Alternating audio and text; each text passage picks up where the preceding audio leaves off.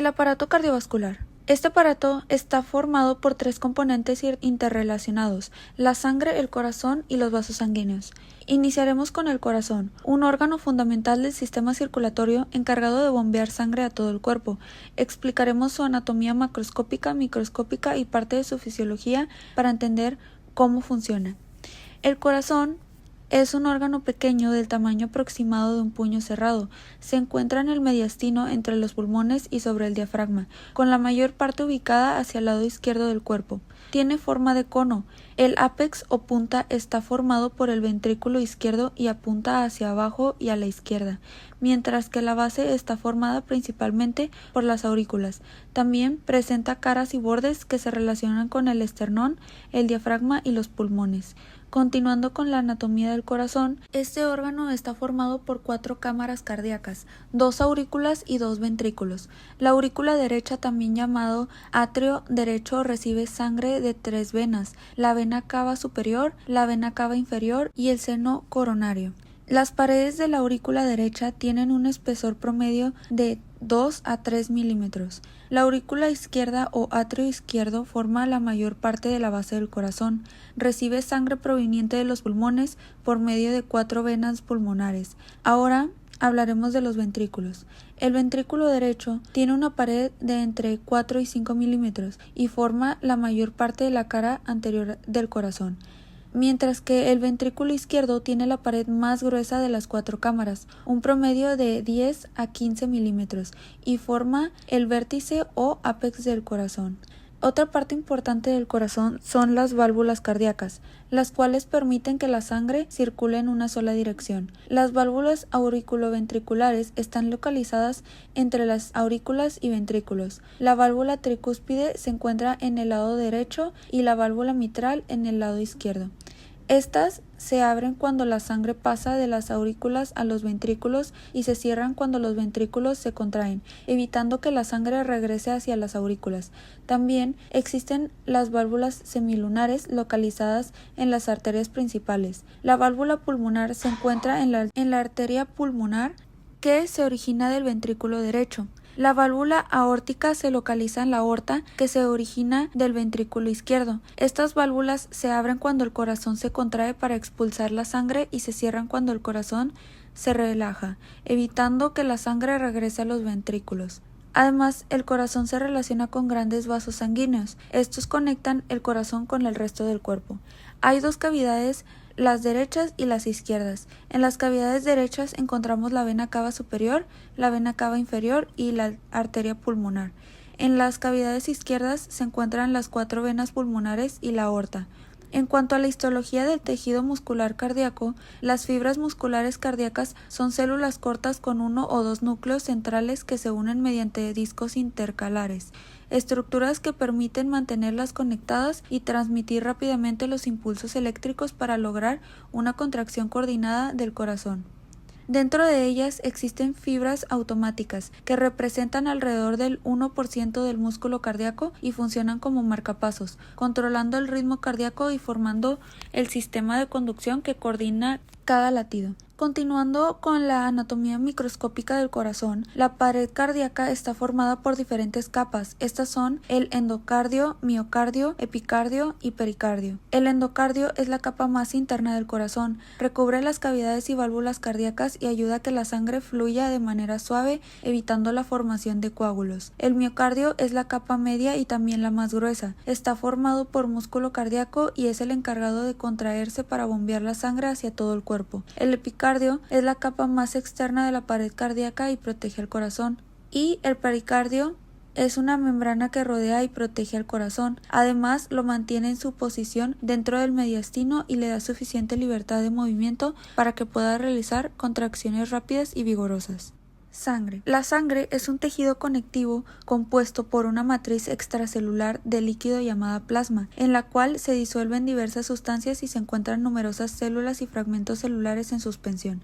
La sangre cumple 3 funciones principales. La primera es la función de transporte, ya que lleva oxígeno, nutrientes y hormonas a las diferentes partes del cuerpo, además de eliminar sustancias de desecho. La segunda es la función de la regulación, ayudando a mantener el pH, la temperatura corporal y el equilibrio de líquidos del organismo. La tercera es la función de protección, evitando la pérdida de sangre mediante la coagulación y defendiendo el cuerpo contra enfermedades gracias a los glóbulos blancos y los anticuerpos. En cuanto a sus características físicas, la sangre es más densa y viscosa que el agua, y al tacto resulta levemente pegajosa. Su temperatura es de 38 grados centígrados, alrededor de 1 grado centígrado por encima de las temperaturas oral o retal, y tiene un pH ligeramente alcalino cuyo valor se encuentra entre 7,35 y 7,45. El volumen sanguíneo es de entre 5 y 6 litros en un hombre adulto de talla promedio y de entre 4 y 5 litros en una mujer adulta de talla promedio.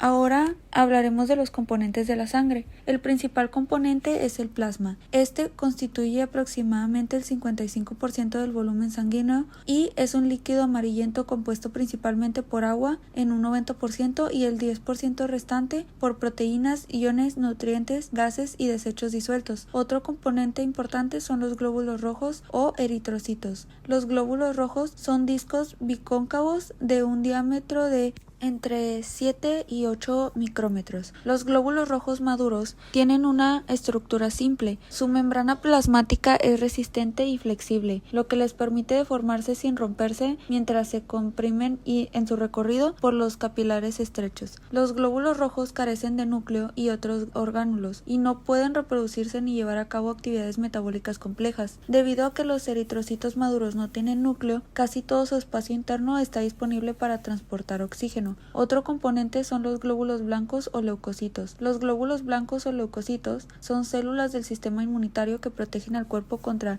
bacterias, virus, hongos, parásitos y células anormales. Circulan en la sangre y ayudan a detectar infecciones, coordinar defensas y participar en la inflamación y reparación de tejidos. Estos se dividen en varios tipos. Los neutrófilos, que son los que eliminan bacterias y hongos, eosinófilos, que combaten parásitos y participan en las alergias, basófilos, que liberan sustancias como histamina en procesos inflamatorios y alérgicos, los linfocitos, que los T destruyen las células infectadas y los B producen anticuerpos, y por último los monocitos, que se transforman en macrófagos que eliminan patógenos y células muertas. Sus principales mecanismos de defensa son la fagocitosis, la producción de anticuerpos y la señalización celular mediante citoquinas para activar otras células inmunitarias. Otro componente de la sangre son las plaquetas o trombocitos. Las plaquetas son fragmentos celulares que participan en la coagulación de la sangre, evitando hemorragias y facilitando la reparación de vasos sanguíneos dañados. Al igual que los glóbulos rojos y blancos, se originan en la médula ósea y circulan en el plasma. Hablaremos de los grupos sanguíneos y tipos de sangre. El sistema ABO clasifica la sangre en AB y O, según los antígenos de los glóbulos rojos. En este sistema, el grupo AB se considera receptor universal y el grupo O donante universal. Además, existe el factor RH, que puede ser positivo o negativo dependiendo de la presencia del antígeno D. La combinación del sistema ABO y el factor RH da origen a los 8 tipos de sangre principales. Como conclusión, la sangre es un tejido especializado compuesto por diferentes elementos que trabajan en conjunto para transportar sustancias y defender al organismo, además de mantener el equilibrio interno del cuerpo.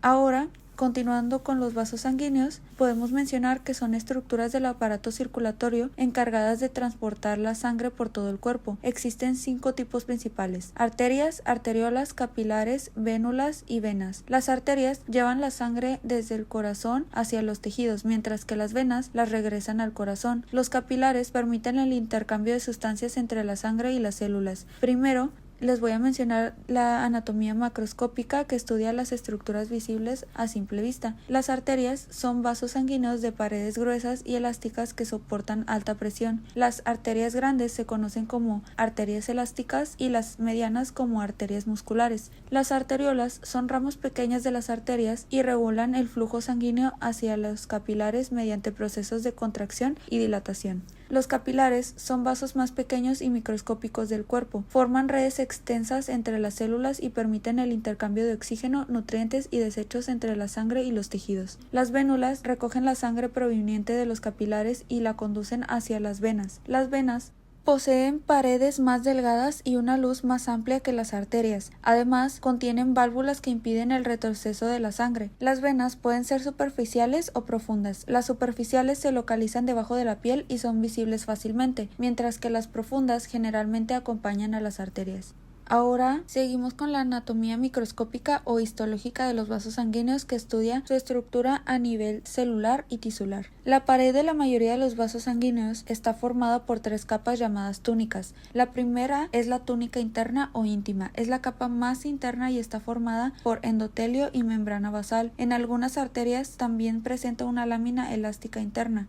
La segunda es la túnica media, formada principalmente por músculo liso y fibras elásticas. Esta capa es más gruesa en las arterias porque deben de resistir una mayor presión sanguínea. La tercera es la túnica externa o adventicia, compuesta por tejido conectivo. Su función es proteger y fijar el vaso a las estructuras cercanas. En las arterias, la túnica media es muy gruesa y rica en fibras elásticas y músculo liso, lo que les permite soportar y mantener la presión sanguínea. Las arteriolas poseen una o dos capas de músculo liso y participan en el control de flujo sanguíneo hacia los capilares.